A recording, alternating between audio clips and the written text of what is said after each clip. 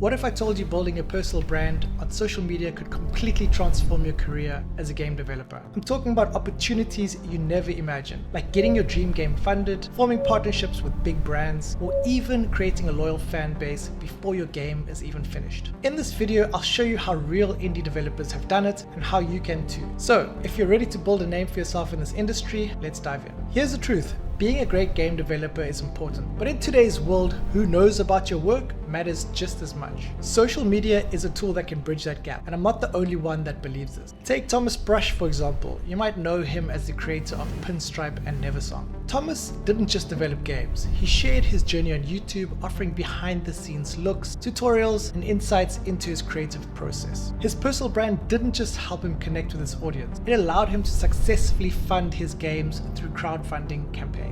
And then there's Gwen Frey, who worked on The Flame in the Flood and went on to create Kine. Gwen leveraged her online presence to connect with her audience, share her expertise, and even land opportunities to speak at major game dev conferences. These connections would never have been possible without her personal brand. Social media isn't just about showing off your work. It's a tool for building relationships and creating visibility for your games. When you share your progress, struggles, and wins, you build credibility and trust with your audience. And let's not forget Concerned Ape, the creator of Stardew Valley. Eric Barone documented the development of his game on platforms like Twitter and forums, where he built an audience of fans eager to support him. By the time Stardew Valley launched, he already had a community ready to buy and promote the game. The game has now sold more than 20 million copies worldwide. You never know who's watching. A simple post about your project could lead to a partnership, funding, or even a feature on a major platform. Later in this video, I'll share a step-by-step strategy that you can use to kickstart your own personal brand and start creating these opportunities for yourself. So stay tuned.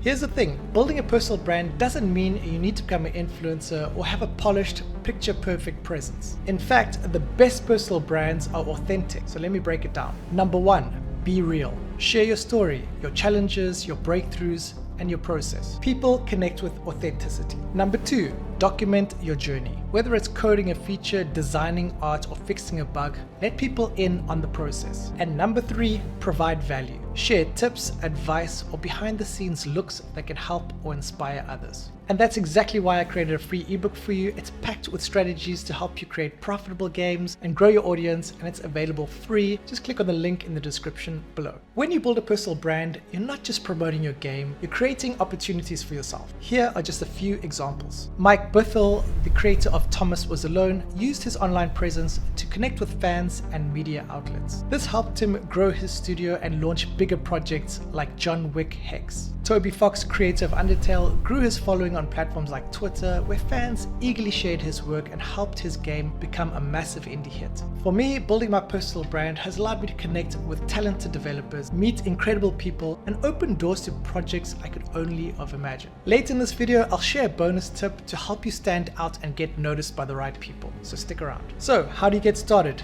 Here's what I recommend. Number one, pick your platform. Whether it's Instagram, TikTok, or YouTube, pick the platform where your audience hangs out. Number two, post consistently. It doesn't have to be perfect. Just share updates, lessons, or even just simple thoughts. And number three, engage with others. Comment on other devs' posts, respond to comments, and join online community. Remember, social media is a two-way street. If you stay until the end, I'll share one of the most overlooked strategies that help me connect with publishers and other devs early on. Building a personal brand isn't just about growing followers. It's about building connections, creating opportunities, and showcasing the value that you can bring to the table. Developers like Thomas Brush, Gwen Frey, and Concerned Ape have proven how powerful it can be. And now it's your turn. So start small, stay consistent, and let your personality shine. And don't forget to grab my free ebook in the description. It's packed with strategies to help you create games people love and to turn your passion of making games into a full-time gig.